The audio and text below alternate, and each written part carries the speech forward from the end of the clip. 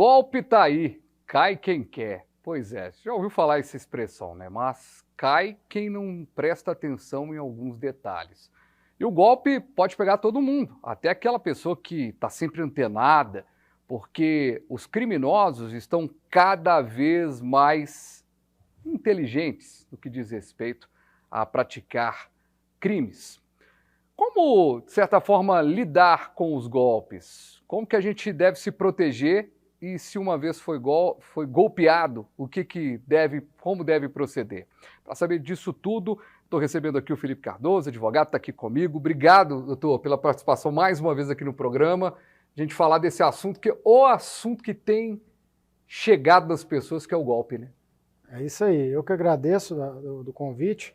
Realmente golpes surgem a todo momento, né? E a cada dia novos golpes, a gente precisa estar antenado para não ser a próxima vítima. Pois é, e aí tem até golpe da moda, né? Tem os golpes que estão acontecendo na moda. E agora entrou na moda agora, assim como ele entrou na moda como sistema de pagamento, os golpes nesse sistema de pagamento estão na moda, que é o Pix. Virou até verbo, né? Tão novo, já virou verbo. Faz um Pix aí para mim, né? É verdade. Ou seja, virou um verbo. Por que o Pix virou um alvo fácil para que criminosos pudessem atuar, doutor? Principalmente pela velocidade da transação. Né? Uma vez que você digita a senha e clica ali em enviar, enviou, não tem o que ser feito. O dinheiro já cai lá do outro lado. Existem alguns mecanismos, né, você pode contestar o chamado MED, Mecanismo Especial de Devolução, onde você tem que acionar o banco, dizer que houve uma fraude ali, o banco tem um prazo para acionar, para tentar bloquear o dinheiro na outra conta, né, na conta de destino. Mas o que a gente tem visto na prática é o seguinte: ninguém pratica um golpe para deixar o dinheiro na conta. Assim que o dinheiro cai, o bandido do outro lado já transfere para outra conta, uma conta, duas contas e some com o dinheiro. Uhum. Então, quando o banco tenta fazer o bloqueio, né, até que você comunica, o dinheiro já não está lá há muito tempo. Então, esse é o fator que tem feito o Pix virar o alvo preferido dos criminosos. Qual que é a tática principal utilizada do Pix? Geralmente, muitas vezes, né, a pessoa cai num golpe porque ela vê uma vantagem também, né? Ela quer ganhar uma vantagem. Eu vou passar um Pix aqui para uma pessoa, eu vou depositar R$50, vai render. Gente, tem cada uma que você acredita, não. É muita gente. Mas tem aquela pessoa também que é da boa fé, tá ali por uma bomba. Quer dizer, são vários tipos de pessoas que caem em um golpe. Claro. É muito comum, já tem um tempo, chamado golpe do Pix em redes sociais. Você, de repente, vê um anúncio no feed de um amigo, ali nos stories, né, principalmente no Instagram, com uma tabela, justamente você investe R$50 e tem um retorno de 300 imediatamente, e assim sucessivamente. É algo que foge à realidade, né, porque você vai transferir 50, R$100 para alguém e ele vai te voltar ali 3, 6 vezes mais do que você está pagando a troco de nada. Então é justamente isso, a pessoa acredita que ela vai ter um ganho econômico e aí acaba sendo vítima do golpe. É preciso ficar atento. Né? Os bandidos utilizam justamente dessa ganância, dessa intenção da pessoa de enriquecer rapidamente, de obter uma vantagem econômica. Agora, nessa questão da lei, o Pix é novo, mas já movimentou o direito, né? E agora, de certa forma, uma vez a pessoa acionada, que ela recebeu um dinheiro de forma errada, a pessoa se equivocou, ela é obrigada a devolver o dinheiro, né? Aí o que o senhor está dizendo é que o problema é que quando é um alvo, você não acha essa outra pessoa para ser punida e devolver esse dinheiro. A prática é essa, né? Exatamente. Quando se trata de crime especificamente, diferente de uma transferência que você possa fazer de forma equivocada, aquela conta do outro lado muitas vezes está no nome de um laranja. Às vezes o titular, né, teve o nome utilizado de forma indevida, ele sequer tem ciência de que ele possui uma conta em determinado banco. Então quem está por trás da fraude geralmente nunca aparece.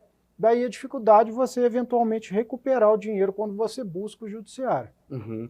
Inclusive nessa questão de golpe, né, do Pix e até mesmo de transação errada, o Pix também tem sido utilizado como forma de sequestro, né, doutor? Ou seja, a pessoa ela é sequestrada, ela vai passando vários Pixes, né? Já que virou verbo, a gente pode falar, e vai mandando vários para várias contas, ou seja, essa facilidade do Pix também, ele acaba trazendo uma dificuldade de proteção, ou seja, a facilidade gera um problema? Com certeza. Essa modalidade de transação, por essa questão de ser instantâneo, ela abre um leque muito grande para fraudes, para crimes de toda a natureza. O sequestro relâmpago, né, que a gente pode dizer, ele já é antigo. Uhum. Mas antigamente, principalmente dependendo do horário... Tinha uma mala de dinheiro, né? O cara se encontra ali na esquina, traz uma mala de dinheiro, igual novela, igual filme. Agora não precisa de mala de dinheiro. É isso aí, geralmente é tudo no celular. Então você tinha o antigo TED, o DOC, que é muito pouco utilizado.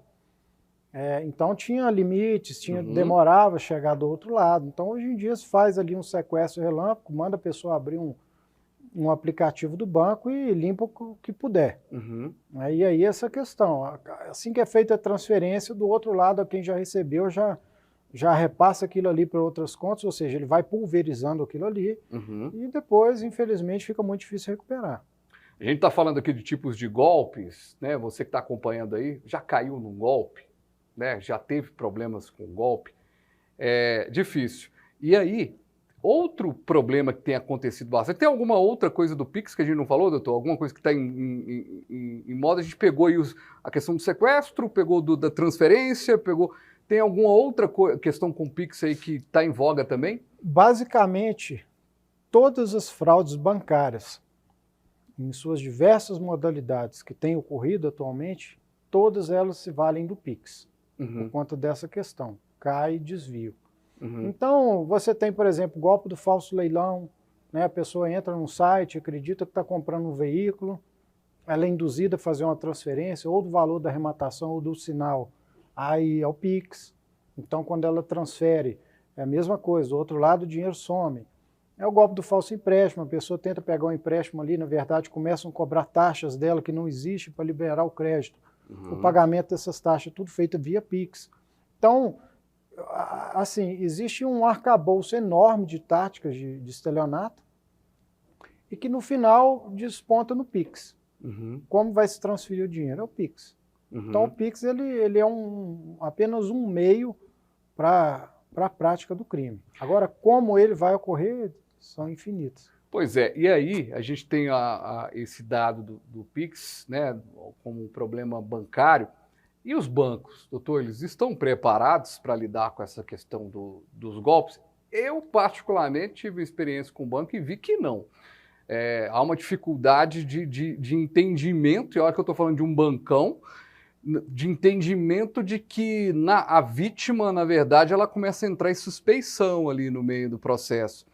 E aí é uma situação complexa, porque a pessoa ela vai cobrar um direito e acaba no meio do processo, mas você não fez essa movimentação, você não passou essa senha para alguém, ou seja, dá uma impressão, e aí eu posso dizer da experiência que eu tive com um banco, dá a impressão de que o problema nunca é com o bancão.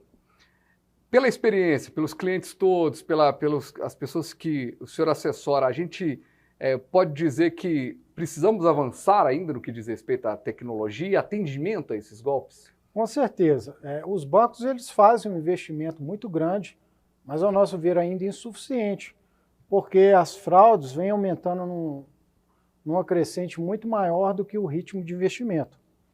Isso por si só nos mostra que o investimento que tem sido feito em tecnologia, em prevenção de fraudes, tem sido insuficiente. Embora os bancos aleguem que não, que está tudo ok, e, enfim, que fala que não tem problema nesse sentido. E as fraudes elas ocorrem em grandes bancos, em bancos pequenos, nos chamados bancos digitais, né, que vem crescendo muito no país. Em todos eles, o fraudador acaba achando uma fragilidade e acaba explorando aquilo ali, enquanto o banco não faz uma intervenção. Assim que o banco detecta, às vezes, um ponto fraco no sistema de segurança, naturalmente ele vai lá, faz uma né, uma modificação, corrige aquela falha, e aí eles vão buscando em outros bancos novos mecanismos e a coisa vai num ciclo infinito. Antigamente a pessoa, quando a gente era pequeno, né, o pai da gente falava com a gente assim, não conversa com gente estranha, né? Lá na qualquer sua cidade mesmo, Tombos, né? Tombos. Lá em Tombos, lá, tá conversando aqui com o doutor lá de Tombos, tem a Tombense que está na Série B aí, o time é enjoado, ele vai lá e ganha mesmo. Com certeza. E aí o que acontece? O pai da gente falava assim, não conversa com gente estranha não, tal. Hoje o estranho tá aqui, enquanto a gente está conversando aqui, o estranho tá nessa questão toda. Tem algumas coisas que você, como usuário, deve tomar cuidado, assim, cada um, no que diz respeito à relação com a internet, ou seja, um internet bank, ele deve ser aberto em qualquer lugar.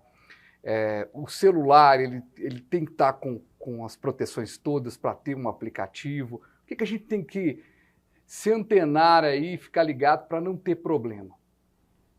Especialmente, em primeiro lugar, eu acho que é o cuidado com a facilidade que você acaba observando, que na verdade chega para a gente, principalmente em redes sociais, correto?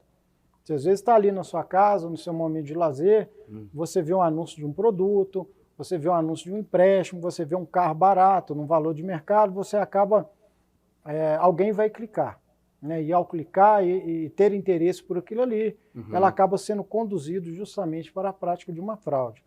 O ponto principal que as pessoas devem ter é sobre justamente as facilidades. Se o preço de um carro, por exemplo, é 100 mil, por que ele está anunciado ali por 60, por 70? Alguma coisa tem errado. Então, antes de efetuar qualquer pagamento, é importante se certificar dessas condições, se esse anúncio realmente existe, se não é uma fraude, porque depois que você cai é muito mais difícil você recuperar. Então a precaução é a palavra de ordem. Doutor, a gente vai para um breve intervalo, na volta eu quero discutir essa questão da LGPD. Ela ajudou de alguma forma essa proteção dos dados? A gente tem hoje uma ciência maior do que está sendo passado, né, para as outras pessoas. Me lembro muito bem de